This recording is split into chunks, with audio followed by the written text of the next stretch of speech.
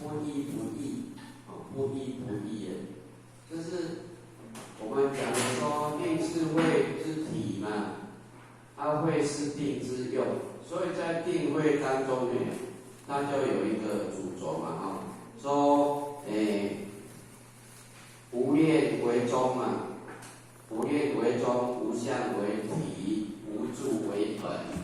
所以这三样无念、无住、无相，其实都是在讲一，讲我们那个自信。所以我们如果说看到这个无，当然这个无呢，我们也可以把它解释为空，因为但是这个空又不是真正的空的空是那个真空生妙有的空。所以在无就是无而思，就是本来就没有，本来就是空性的地方嘛。所以我们有一句话说，为什么说缘起性空？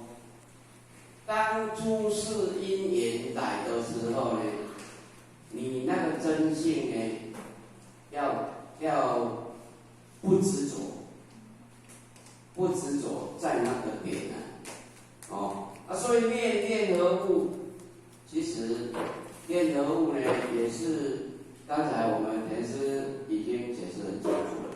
所以你或许以前有听到那个我们时常在讲说，我们修行呢，要修到万缘放下，一念不生。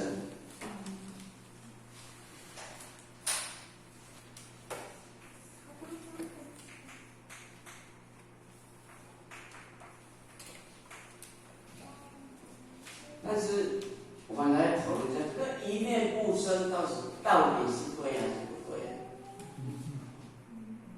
因为或许那天有看到那个江明光讲师呢，他也有写说，一念不生。但是一念不生这是那个六祖坛经前面有跟我们讲的，不要讲一念不生。他跟我们讲，一念劫即时。一了不转的，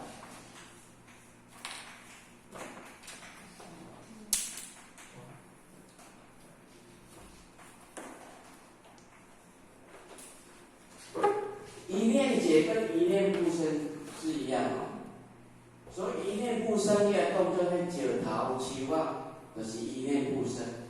但是如果我们说，为什么说我们会说，念佛念到清净的时候，它不是一念不生，它是一心不乱。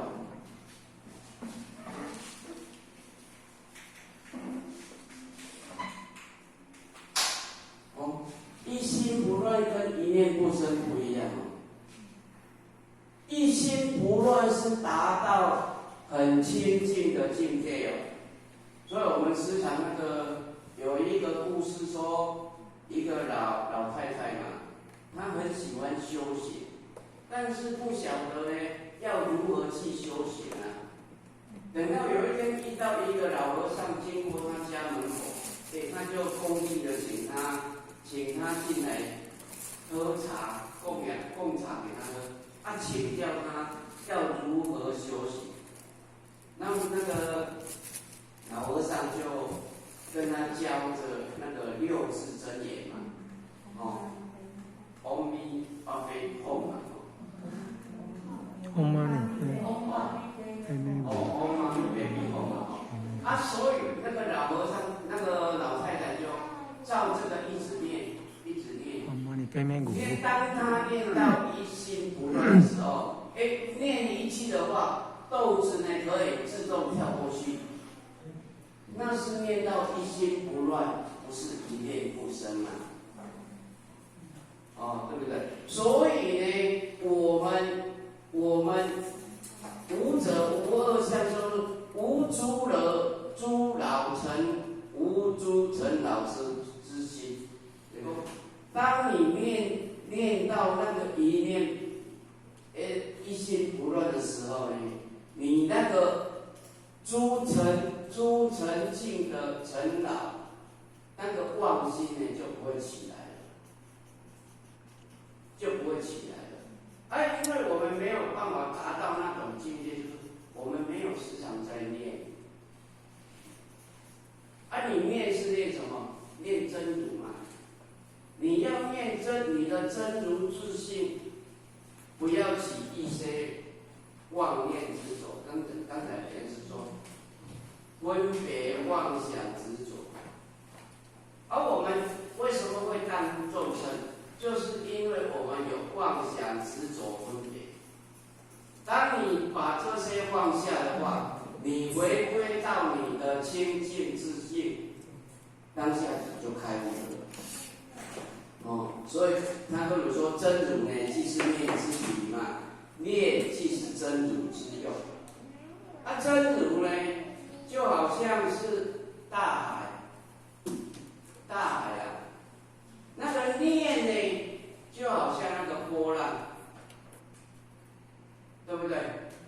因为你看到波浪，它一定是在大海之上嘛。你看到波浪一定是有大海嘛，对不对？所以呢，那个真如就好像是我们的那个大海，就好像是我们本来那个真如，也可以解释为本无啊。所以那个无者呢，也是在指我们的本无。因为六祖大师跟我们说，本来无一物，何处惹尘埃。所以那个本无，就是我们的真如，就是我们的本心。所以呢，为什么会有波浪？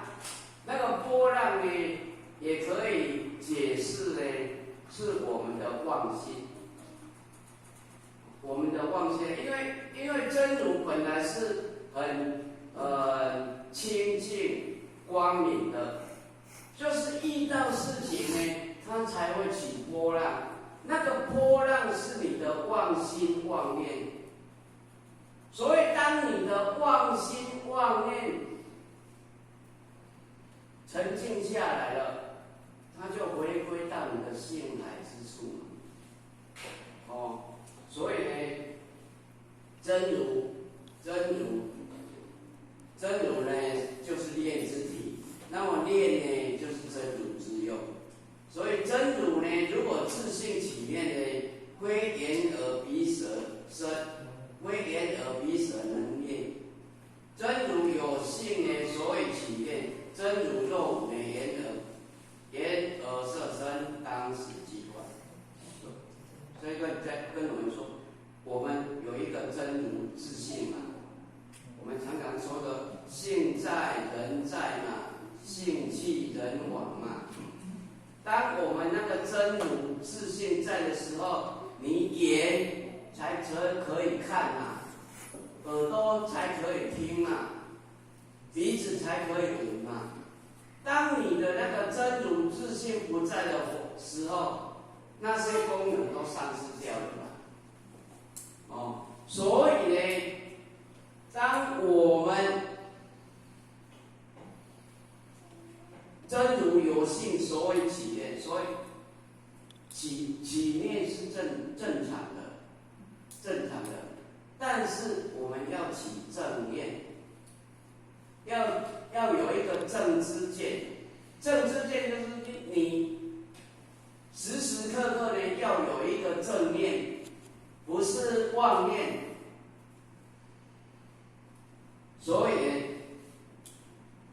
无相无中，无相无住无念，都是在跟我们讲，你要有一个正知见的。所以呢，最后一段说：善知识真如自性起念，六根虽有见闻觉知，不染万境而自性常自在。所以当你要自性可以自在逍遥的话，一因为我们有六根嘛，因为我们有一个自性在，所以六根会起的作用，有见闻觉知。当你有见闻觉知，就好像刚才典当师说，当他遇到事情的时候，当他遇到事情就是有见闻觉知嘛。但是见闻觉知的话，你要有，刚才典当师有跟我们讲，你遇到六根，虽然有见闻觉知，但是你遇到事情，你要不要面对它？面对它来接受它，接受它来处理它，处理它来放下它。你只要有面对、接受、处理、放下，那你就不会不染幻境，你就不会，你的心就不会执着在那件事情，你的心中就不会烦恼无明一大堆了。所以呢，你的自信就自在了，就没有烦恼，就没有无明。最重要的就是我们有那个真如自信在嘛，那起念是正常的，是正常的，不是说哦，遇到事情呢，你都不闻不问，那个叫做酒头袂紧袂干啊。所以呢，六根它有它的作用嘛，有作用的时候有见闻觉知，但是你不要染着在事情上。既然你面对它、接受它、处理它、放下它，你就不要再把它放在你的自信上。就好像有一面镜子来了以后，镜子啊，你买镜子买来了，里面有没有东西？没有东西嘛。那个镜子就好像我们那个真如本性，照什么它没有分别相。照诗婷，他不会说诗婷今天漂亮或是不漂亮嘛，他照的是也一样嘛。所以我们为什么说那个？等一下再讲到这个。为什么说镜子它比喻镜子？我听了这么多在讲只有听到他用镜子来比喻我们的真如自己比喻的太好了。以前我们都没有想到因为我们以前有后面那个为什么说六祖要跟我们说大圆镜智，台湾镜智，咱都有一个台湾镜智。迄个镜就是互咱做一个比喻你照一个什么物件，就是什么物件嘛。像咱照麦克风，麦克风就伊镜子里面了。麦克风照镜子内底就无物件嘛。所以呢，那个自信呢，就好像我们的镜子，它是无二相的啦，无尘劳之心的啦，最后他跟我们说，能善分别诸法相，一地一义而不动。所以呢，在能善分别，就是说你那个能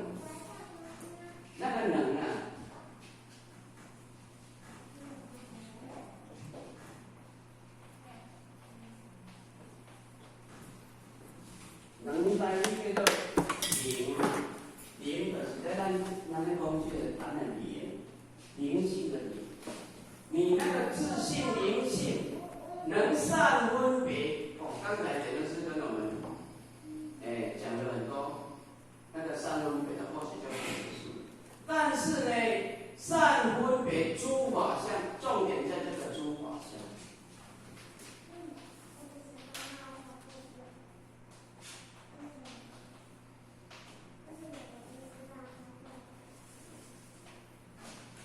这个诸法相呢，因为那个在经典上如果有出现这个法，它是讲法界。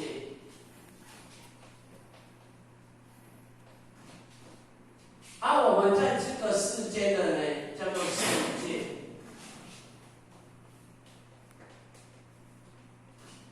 你能够分别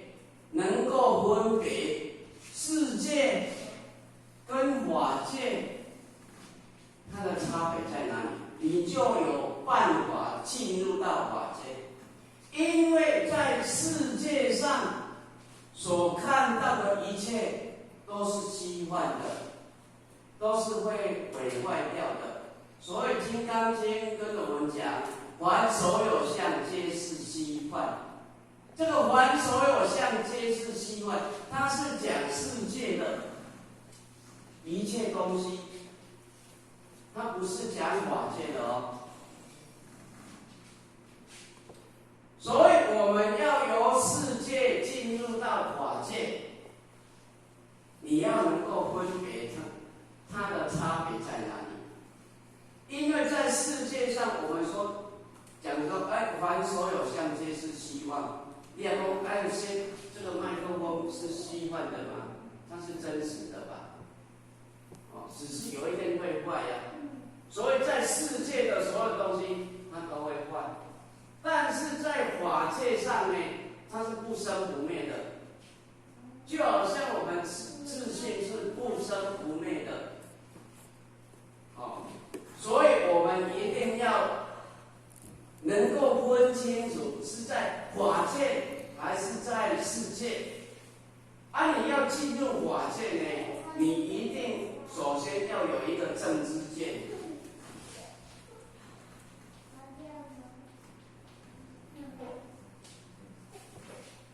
你如果没有一个正知见的话，你没办法善分别诸法相。你如果以一个世界的角度，你没有办法看到法界的深度。所以你在于第一而不动啊，在于第一义而不动。第一呢，我们的自信要如如不动，自信如如不动这是或许的简单的心得分享如果有错误的地方呢，也盼望大家呢多多帮忙。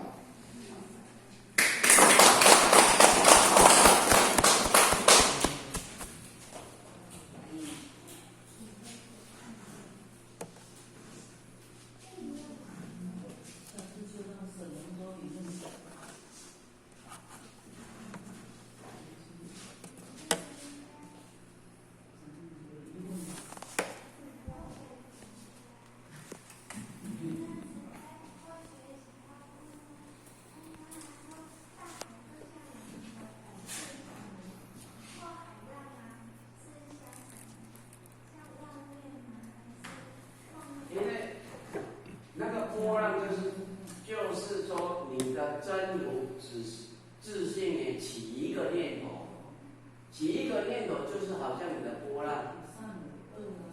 对，你看到一个东西很漂亮，你会不会说这个东西很漂亮？那你的念头就起来了啦，起了一个很漂亮的心啊。但是你事情过后了，你那个漂亮，你会不会执着说，一直念说这个东西很漂亮，一直从这里念到回家？不会吧？所以你还是要习下来，回归到你的自信当中嘛。